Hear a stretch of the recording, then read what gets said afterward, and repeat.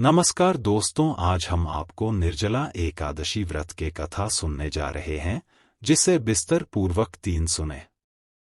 निर्जला एकादशी का व्रत सभी एकादशियों के व्रत में सर्वश्रेष्ठ और सबसे कठिन माना गया है। पद्म पुराण में इस व्रत की महिमा के बारे में विस्तार से बताया गया है कि इस व्रत को करने से आपको सभी एकादशियों का व्रत करने के समान फल की प्राप्ति होती है। पांडवों में भीमसेन को इस व्रत के प्रभाव से स्वर्ग लोक की प्राप्ति हुई थी। व्रत रखने वालों को निर्जला एकादशी की कथा का पाठ करने से संपूर्ण फल की प्राप्ति होती है। युधिष्ठिर ने कहा, जनार्दन, अपरा का सारा महात्म्य मैंने सुन लिया, अब ज्येष्ठ के शुक्ल पक्ष में जो एकादशी हो उसका वर्णन कीजिए। भगवान श्री कृष्ण बोले, राजन, इसका वर्णन परम धर्मात्मा सत्यवती नंदन व्यास जी करेंगे, क्योंकि ये संपूर्ण शास्त्रों के तत्वज्ञ और वेद वेदांतों के पारंगत विद्वान हैं। तब वेद व्यास जी कहने लगे, दोनों ही पक्षों की एकादशियों को भोजन न करें। द्वादशी को स्नान आदि से पवित्र हो फूलों से भगवान केशव की पूजा करके नित्य कर्म समाप्त होने के पश्चात पहले ब्राह्मणों को भोजन देकर अंत में स्वयं भोजन करें। राजन, जन्ना शौच और मरना शौच में भी एकादशी को भोजन नहीं करना चाहिए। यह सुनकर भीमसेन बोले, परम बुद्धिमान पितामह, मेरी उत्तम बात सुनिए।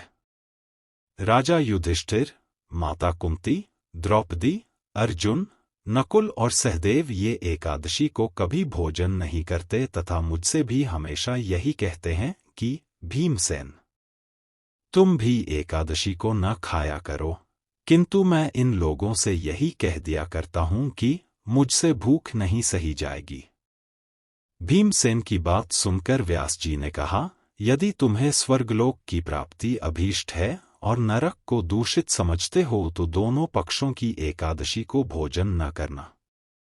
भीमसेन बोले, महाबुद्धिमान पितामह, मैं आपके सामने सच्ची बात कहता हूं, एक बार भोजन करके भी मुझसे व्रत नहीं किया जा सकता, फिर उपवास करके तो मैं रह ही कैसे सकता हूं।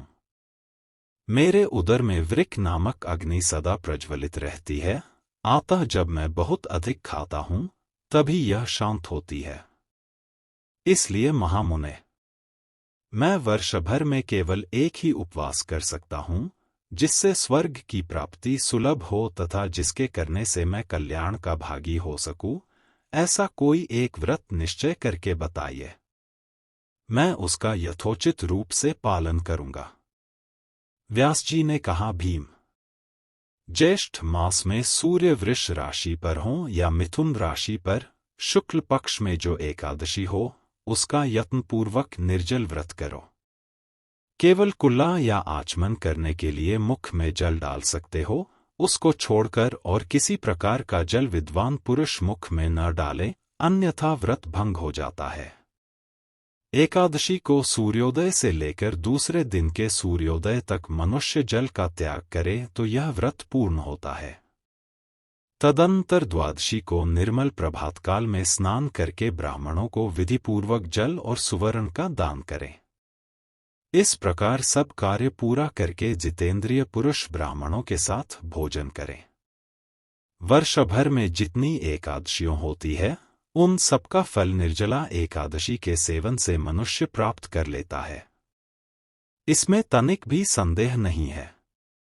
शंख, चक्र और गदा धारण करने वाले भगवान केशव ने मुझसे कहा था कि यदि मानव सबको छोड़कर एकमात्र मेरी शरण में आ जाए और एकादशी को निराहार रहे तो यह सब पापों से छूट आता है।